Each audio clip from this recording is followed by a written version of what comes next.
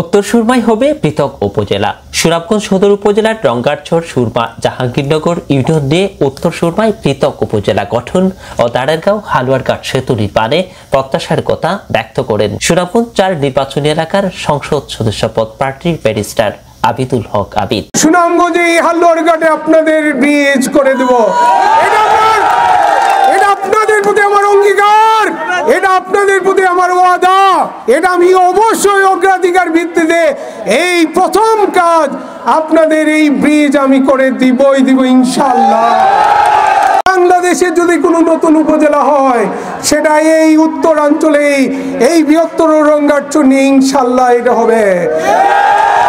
বাংলাদেশের বিশ্বের যে কোনো জায়গায় যেতে হয় আমি ব্যারিস্টার আবিদ, আমি আপনাদেরকে বলতেছি আমার মেধা, আমার সততা, আমার কর্মস্পৃহা দিয়ে এই অঞ্চলের অবহেলিত, নির্যাতিত, নিগৃহীত মানুষের ভাগ্য উন্নয়নের জন্য জীবনের রক্ত যদি দিতে হয়, জীবনের শেষ যদি জীবনও দিতে হয়, এই ব্যারিস্টার আবিদ কোনো সময় পিছপা হবে না।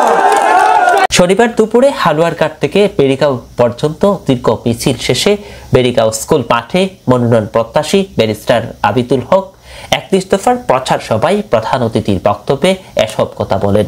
তিনি বলেন, সুনামগঞ্জ ৪ নির্বাচনী এলাকায় এখনো ঘোষণা হয়নি বিএনপির দলীয় প্রার্থীর নাম, তাই মাটির সক্রিয় কর্মী হিসেবে দলীয় হাইকমান্ড তাকেই মনোনয়ন দেবে এমন প্রত্যাশার কথা জনসম্মুখে উপস্থাপন করেন। আমি আল্লাহকে সাক্ষী রেখে বলতে চাই, আপনাদের মনোবাঞ্ছনা পূর্ণ করার জন্য যে নেতৃত্ব প্রয়োজন সেটা আমি বিশ্বাস করি, সেটা আমি ধারণ করি, সেটা আমি লালন করি। তিনি বলেন, তার মরহুম পিতা সাবেক সংসদ সদস্য ফজলুল হক আসপিয়া এই অঞ্চলের উন্নয়নের রূপকার ছিলেন। স্থবির হওয়া সেই উন্নয়ন পুনরায় শুরু করতে চান তিনি। আমার পিতা সর্বপ্রথম এই অঞ্চলের উন্নয়নের এক রূপকার ছিলেন।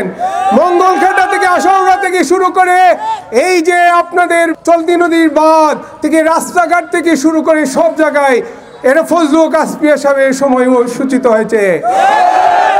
এরপরেই উন্নয়নের ধারাবাহিকতা স্থবির হয়েছে, সেটা আমি আবার শুরু করতে চাই এবং এটা আপনাদের সমর্থন চাই।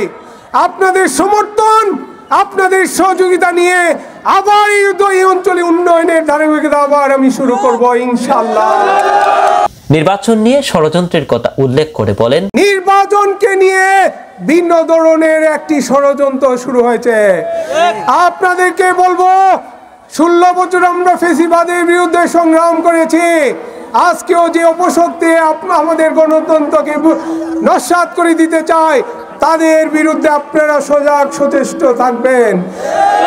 বিএনপি জনাব তারেক রহমান, বেগম খালেদা জিয়া যখন আবার আপনাদেরকে ডাক দিবেন, সেটা যদি ভোটের জন্য ডাক দেন তাহলে আমরা ব্যালটের মাধ্যমে সিদ্ধান্ত নিব, আর সেটা যদি রাজপথে আন্দোলনের ডাক দেন আমরা আবার রাজপথে থাকবো ইনশাআল্লাহ।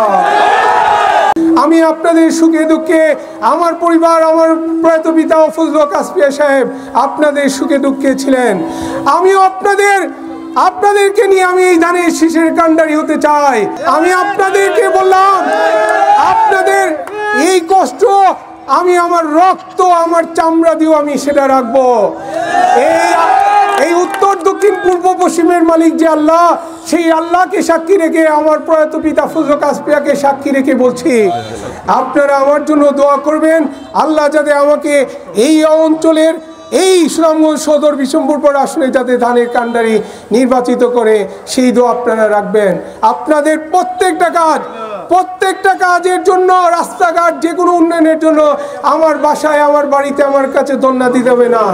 আমি প্রত্যেকটা রাস্তাঘাট চিনি, প্রত্যেকটা মানুষকে চিনি।